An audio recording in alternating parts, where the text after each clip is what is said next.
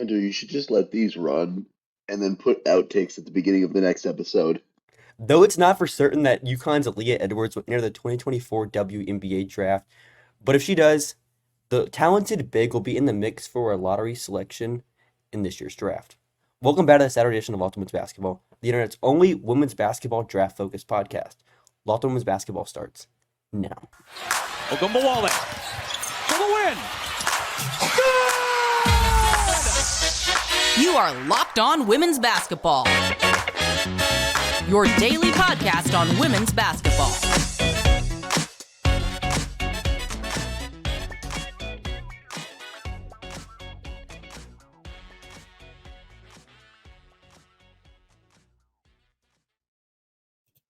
Welcome. You are Locked On Women's Basketball. Thanks for making us your first listen every day. We are free and available wherever you get your podcast and on YouTube. My name is Hunter Cruse. I'm your Saturday host, covering the WNBA draft and prospect scouting. I'm joined by my co-hosts M. Adler and Lincoln Shafer. M covers the WNBA with a focus on player development and the game within the game. Lincoln is our biomechanics guru and contributes to our WNBA draft coverage at the Next. Today's episode is brought to you by FanDuel. Make every moment more right now. New customers get $150 in bonus bets with any winning $5 bet. That's $150 if your bet wins. Visit fanduel.com/lockedon to get started. All right, before we get into our conversation on Edwards, we're planning to do a listener-led mailbag episode in a future episode coming soon. So feel free to drop those questions in the comments below on YouTube or on Twitter, and we'll get to them soon. They can be anything from 2024 draft related to our process behind scouting or whatnot. So to open it up first, Lincoln, lead us off with your offensive scout on Edwards. Yeah, I watched a whole bunch of possessions of Aaliyah Edwards playing offense last night, and a couple of things stood out to me. Do you know what she's shooting on post-ups this year? Something good because she plays in the Big East? Yeah, well, but very, very good. She's shooting 70% from the field on Dear post-ups, God. generating 1.2 points per possession on post-ups, Jesus. which is absolutely elite offense. She's really, really a smart basketball player. And one of the other things that I've gathered in watching her is that she's an incredible screener. She's really good as a DHO hub, and maybe one of the primary reasons that Lou Lopez Seneschal was drafted as high as she was is because of how good Aaliyah Edwards was as a DHO player and as a screener for her. Because Lou is always open, and 75% of that was Aaliyah's work as a screener. She's really, really good from 15 feet and in. I don't want to talk about outside of 15 feet. It's limited volume, but she also shows good instincts and good like she has a good head for as a pick and roll big. And she's too quick for a lot of bigs and too strong if you try to put somebody that's smaller than her on her. She's just a very good player. I wish she could shoot threes, but you don't always get what you want. Lincoln, are you telling me there are reasons Lou Lopez Seneschal was picked number 5 other than just her ability to shoot? You'll have to ask Greg Bibb about that one. I don't know. I'm not familiar with that name. That's my activation phrase. The thing that stands out, I think, for me is, in terms of what you mentioned, it's the versatility, right? Because the leap she made from her sophomore year to her junior year, so that's math is really hard. The 2021-22 season to the 2022-23, like her last couple games as a sophomore was basically Gino begging her to stop fouling out against NC State and South Carolina in the Final Four and national championship. And then she comes out the next year and basically wins them multiple games after Paige goes down early in the season. And it's remarkable just the way she was able to, turn the raw athleticism into a driving game, the way she was able to add a jumper that just wasn't there and instantly be hitting, that 60%, I think, from the elbows. It's a lot that goes into it. And like you said, for me, I think you can see in the stats sort of the skills that go into it. But the screening ability, she's a really good DHO hub, like you said. for me, she's also really good at moving without the ball, doing those little, what are they called? It's not a Gortat roll. It's a Hoiberg roll. The Hoiberg roll, when you move from one block to the other while your teammates are running a pick and roll, moving from elbow to elbow, sliding around from the short corner into the paint and moving out of it. She just has a really, really good feel for creating those open shots. And I think that was one of the biggest lessons I think we learned from Shakira Austin's stardom, is how much interior off-ball movement matters for bigs, especially of this sort of archetype. I think offensively, we've seen her do well enough against Ashlyn Watkins, Chloe Kitts. Taylor Jones is a pretty terrible defender, but still, given the size and length that she presents, I think we've seen against enough of these assignments. Tiana Jackson. I think we're going to end up talking a lot about how she's a tweener, but I think offensively that suits to her strengths, assuming, I think, and I believe you guys both buy into this, Hunter, I'm interested in what you think, assuming that driving game is really as good as it seems. Yeah, I buy the movement abilities. Great driver downhill. She's just tough to stop with her mobility. Do you remember what the wingspan measurement is? Her wingspan measurement is, so she stands at 6'3". Her wingspan is 6'5" and a half. Yeah, that's good. Yeah, that's that's just over an inch above average. Do you think there's any comparisons between her and Elizabeth Williams? Because that's kind of the comp you're going to see a lot with. I feel like that's the comp you're going to see a lot with her. But what I found was, can you guys guess what Elizabeth Williams shot on post-ups as a senior at Duke? Let's say this is the lower than ACC. 70%. Let's say this is the ACC in like the early 2010s. So I'm going to go with like 58%. 41.8%. Good God. So Aaliyah Edwards is just way more high level as an offensive player at this point in development. That's insane. Elizabeth Williams has never taken a jumper. Yeah. She was also like 10 percentage points lower as a free throw shooter, 10, 15 points. I'm surprised it isn't bigger than that. Yeah, so I think with Edwards, there's just a lot of growth she can make. A lot of places she can continue to expand her game. She was a good mid-range shooter last season, but I don't know where it went. I mean, I think it's in flashes. Yeah. As Lincoln, I think, was going to say, it depends on the matchup. Like, Lincoln, the difference between Kansas and UCLA, I think. You want to talk about that? Yeah, I mean, she really struggled against UCLA. That felt not as much like she didn't think she could hit these jumpers, which she went like 0 for 9 or 1 for 10 on jumpers. It was a really rough showing. But she was just settling for those jumpers. She wasn't attacking the paint. It was not what you wanted to see, but then she had a less qualms about going to the rim against Kansas. If you don't have length and athleticism, she's just going to walk to the rim. So, and if your rim protector isn't, 6'7".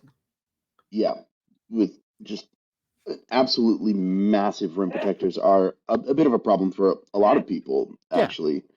But and importantly, with UCLA, they had Angela Dugalich on her. Angela Dugalich is very athletic, and that means that Lauren Betts is your secondary helper.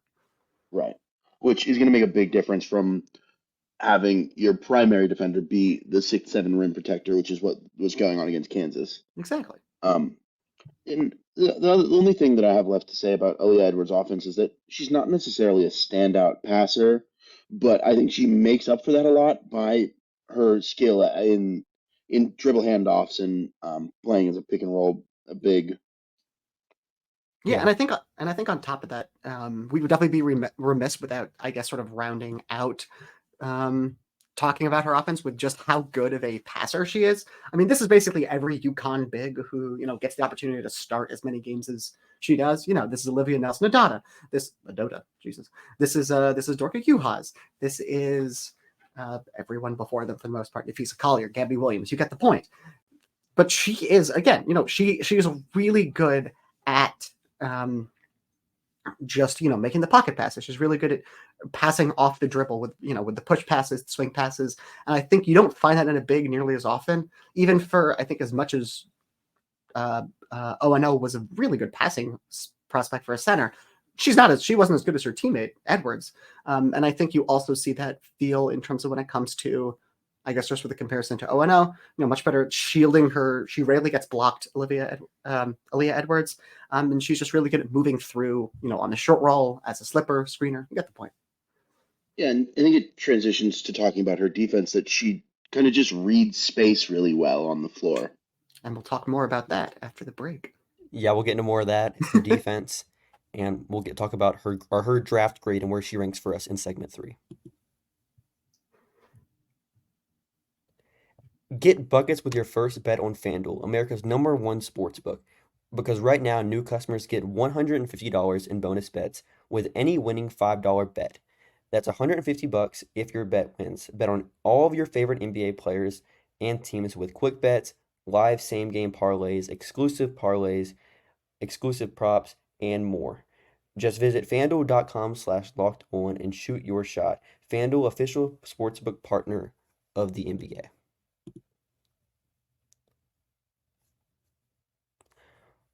I'm your host, Hunter Cruse, and before we get back into our conversation on Edwards, I want to inform you that Locked On has launched the first ever national sports 24/7 streaming channel on YouTube. Locked On Sports Today is here for you 24/7, covering the top sports stories of the day with local experts of Locked On, plus our national shows covering every league. Go to Locked On Sports Today on YouTube and subscribe to the first ever national sports 24/7 streaming channel. All right, Lincoln teased it a little bit, as well. The defense is what you're getting here. This is the main skill with her. What does she do so well? And why was I right originally on her defense? Why was I right? This entire podcast is just vindication for Hunter. You say "why was I right" as if we didn't agree. To the degree I did. I don't know how to interpret the set of words arranged in that order, Yeah. but what I'll tell our faithful readers of this podcast is that Aaliyah Edwards is very good at defense. I would say she has immaculate footwork in about every aspect of the game, post defense, playing in space. When you again are taking someone with a 6'5" plus wingspan and you are watching them defend in space, Aaliyah Edwards is going to outperform just about every prospect ever, I would say. She has the burst. She has absolutely excellent lateral quickness and hip mobility for someone of that size. If you're watching her try to defend fours over screens, it's not going to be necessarily what you want. But again, keep in mind, this is a player who has a wingspan of 6'5.5". You don't need to ask her to be doing that all the time. The way she is able, I think, to contest on the drive, contest in primary and secondary rim protection, to be able to, she just sort of magically improved from fouling out almost against NC State in the Final Four her sophomore year to just stop fouling last year is pretty impressive, to be honest. That usually just does not happen. The way she's able to, ride defenders with a lower body, or ride offensive players with a lower body as a defender without getting herself out of position and relying on that too much at the expense of her feet. It's all extraordinarily technically sound. And what it leads to is an insane amount of contests, both in primary and help defense. Do you think she's a full-time 5? I think that's the question we're going to get to. I think Lincoln's feel for her, I guess, for lack of a better word, feel for space, I think ties into that. Yeah, it's a fair question. I don't know. I think a lot of it depends on who she plays next to at the next level. You can have her in a position.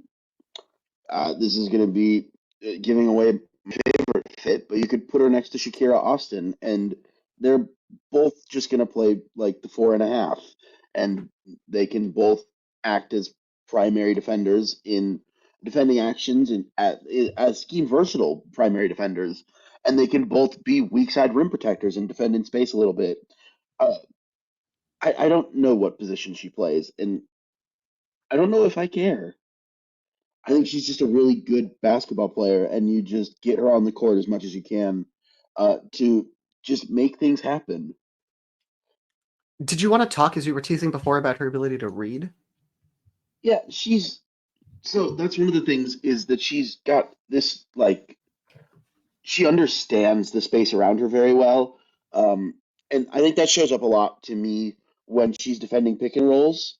She's at or above the level of the screen a lot at UConn, where she's forced to come out and stop the ball handler at the level of the screen, and then recover and understand how the rotations are working behind her. And I think she's very good recovering and finding where the next threat is and being able to punch that out before it happens.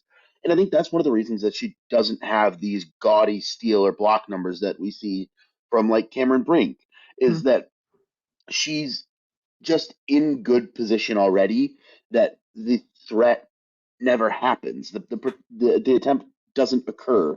So if you would, I don't think she's a better defender than Cameron Brink, but I do think that there's a lot of value in being somewhere and putting out the fires, being preventative in your defensive assignments rather than reactive. Not that Cam Brink is reacting only, but it's just a it's I'm trying to be nuanced, but she doesn't have gaudy steal and block numbers, but she's always in the right spot.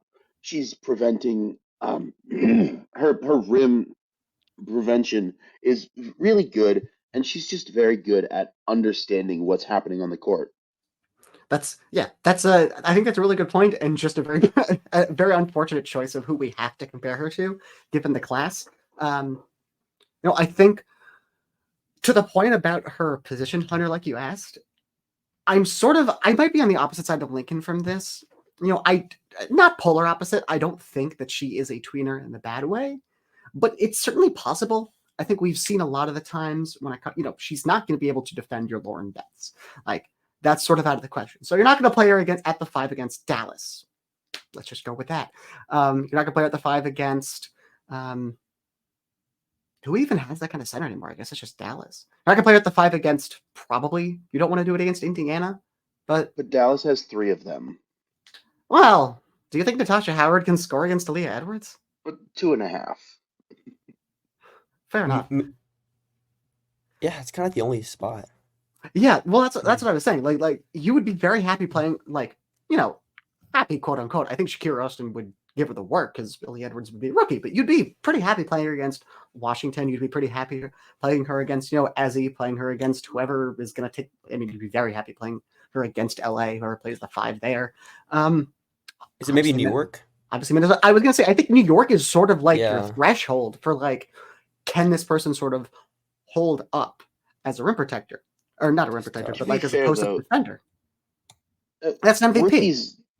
Rookies had a very bad time trying to defend the New York Liberty front court last year. Most people did.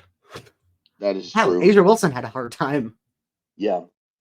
But yeah, I mean, I think that's sort of what we come down to. And I don't think it's as much of a point. As we just said, there's basically 2 to 3 teams where it's even a question of, can you play a 4.5 at the 5 these days? But I think are you able to play your 4.5 at the 5 and have them have sort of the ability to both defend these post-ups and also provide your standard level of rim protection? Like, defending Cheyenne Parker in the post is not nearly the hardest assignment in the league, but it requires a lot of energy. And to do that, and then also, provide some rim deterrence against Jordan Canada driving off the catch, that's, I think, asking a certain level of athleticism and length.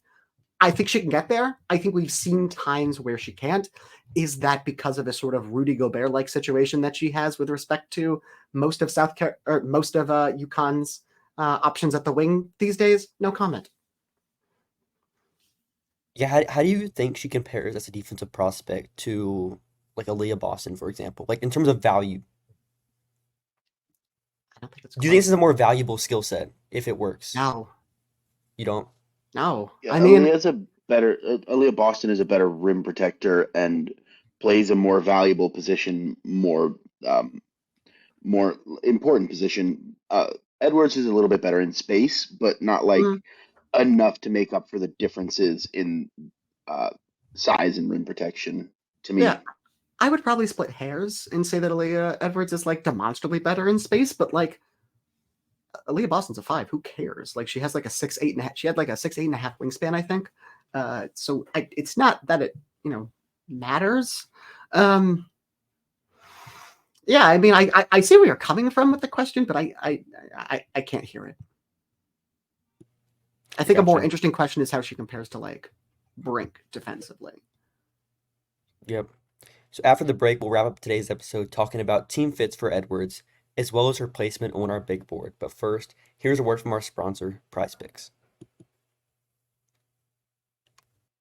You can now win up to 100 times your money with as little as 4 correct picks. You can turn $10 into $1,000. Demons and Goblins are the newest and most exciting way to play PrizePicks. Squares marked with red demons or green goblins get you different payouts. You can now win up to 100 times your money with as little as 4 correct picks. PrizePicks even offers injury insurance, so that your entries stay in play even if one of your players gets injured. For football and basketball games, if you have a player who exits the game in the first half and does not return in the second, that player projection won't count against you, and the rest of your entry stays live. PrizePicks is the only daily fantasy sports platform with an injury insurance policy. PrizePicks is also partnered with Apple Pay for quick and easy deposits into your account this basketball season. Go to prizepicks.com/LockedOnNBA and use code LockedOnNBA for a first deposit match up to $100. That's prizepicks.com/LockedOnNBA with code LockedOnNBA for a first deposit match up to $100. PrizePicks, pick more, pick less. It's that easy. Really putting the fantasy and fantasy sports here. All right, to finish out our episode with segment 3, let's get into some team fits for Edwards. Where do you think the range starts with Edwards in this draft? That depends, I think, on how much Chicago wants to talk itself into or out of making some galaxy brain moves here. Lincoln, what's the most galaxy brain move you can see Chicago making? Realistically, And why is it Rakia Jackson? yeah, probably. I was trying to think of a more galaxy brain move, but that does feel like the thing that Chicago might be talking themselves into. It could be Angel Reese if Does she it? enters. Oh, God. That would be interesting. That would be the most galaxy brain move they could possibly make. I don't want to get us sidetracked here. I mean, we have like 7 minutes left on the board before our boss yells at us. But like Angel Reese, like the jumper has been surprisingly okay lately. Like it's not something that she's gonna just like do like a hezzy tween cross or pull up midi and like and kill That'd be Kira crazy. off the dribble with it. But like it's kind of hitting lately, or at least hitting enough. Yeah, like Angel. I don't know about 3 though. I know she has good work ethic, and the fact that it's showing up even while playing for Timothy Mulkey is I think it's encouraging. It means something, yeah. Yeah. Back to Edwards. Back to Aaliyah Edwards, the like polar opposite of a player. I think we'd all agree probably the inflection point is whether LA is going to wants what they want out of the second big that they draft in this class. Yeah. Assuming Brink enters, which, God willing. It's probably Cardoso or Edwards at that spot. It could be Rakia if she's still available. That would make things very interesting. But I think, we sort of have to go from there, right? We sort of, with Aaliyah Edwards, given how her profile is, she's very polished, but, there's still room for development. I really want to see her get a lot better on just, improving her discipline on defensive closeouts, particularly, and maybe just, shoring up the post process. I think either, probably targeting 4, 6, 7, right? Yeah, I'd be shocked if she went before 4 and shocked if she fell past 6 or 7.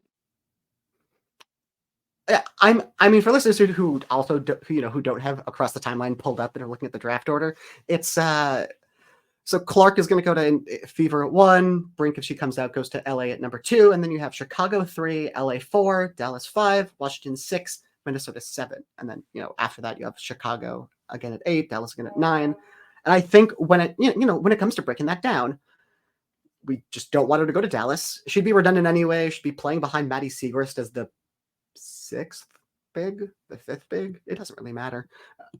Minnesota and Washington, I think, are very similar sort of development context. You're playing next to, I think, a more traditional, quote unquote, traditional center in Minnesota than you would, or in Washington than you would be in Minnesota. But I think, we know what the development context is there. We're confident in it. LA would be, a place to get a lot of minutes, a place to certainly, have a lot of runway to succeed. These are all teams I think that would also be very excited to draft her, depending on the context. Yeah, I'd be very interested in Edwards at 4 to pair with Cam Brink. I would also be very interested in Washington. I think that Minnesota could be very fun. I think she has a bit of a redundant skill set in Minnesota, especially with bringing in Alana Smith and Nafisa Collier probably starting at one of the other forward spots. I hope she starts. I mean, sure, but Elena. I think hope Sixth she player wins of the the year. battle. Hope she wins the battle. Sixth player of the year, Nafisa Collier. I mean, yeah, but Minnesota, when it comes to it, their other bench bigs are, journey women. It's, Yeah. Actually, who? Wait. Does she have to beat out? Milic and Jets are both. No, sitting she's out not coming this over. season.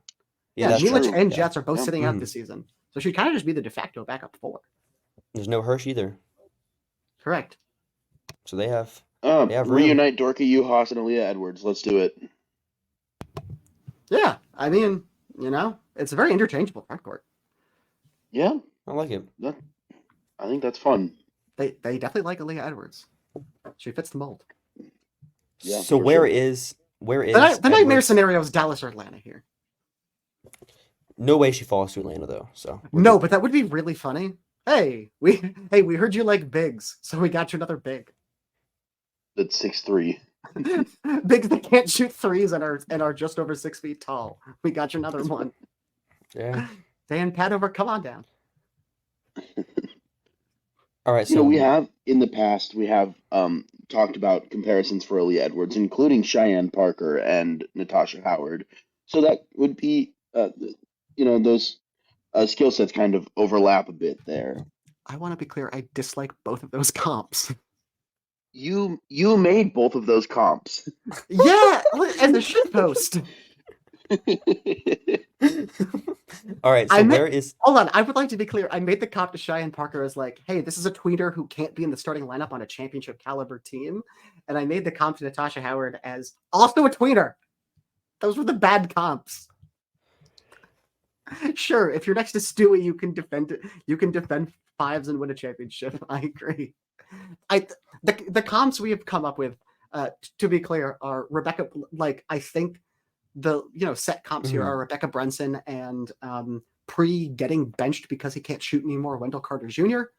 There's definitely upside. I think that borders on not necessarily 2016, but general career NECA and some sort of eternally waiting on his playmaking breakout Bam Adebayo. Yeah, those are the kind of comps. Where is Edwards on your board right now? And what grade do you have for I Edwards? think we all have her 4 as a 55. Yep. Yeah, I think so.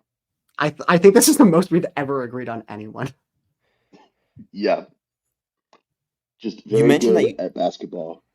Really good at basketball, can start on a title team, won't make the big difference, is number 4. Pretty Yep. nice floor as well. Yeah. I mean, low floor, low ceiling. That's not what I meant to say. I meant low floor, high floor, low ceiling. I need a nap. Yeah, the ceiling. I mean, unless she learns to shoot a 3, in which case The it's ceiling Joker. would be like 1 or 2 time Look All-Star out. probably. Yeah. Right. Yeah. Yeah. Anything else on Edwards before we close it out? Her name is spelled with 2 A's. Please. Yes. Yes. There are going to be so many articles that have her name with 1 Aaliyah A. Boston, 1A. Aaliyah Edwards, 2 A's. One comes first in the alphabet, so they have fewer A's. Just don't spell names wrong. It's so annoying. Remember, you can't spell Indiana Fever without oh, that doesn't work. Thanks for making Locked On Basketball your first listen every day. Correct. Join the team at back next week for continued coverage of women's college basketball and the draft. Make your second listen Locked On Sports Today, the first ever national sports 24/7 streaming channel on YouTube. Have a great rest of your weekend, everyone.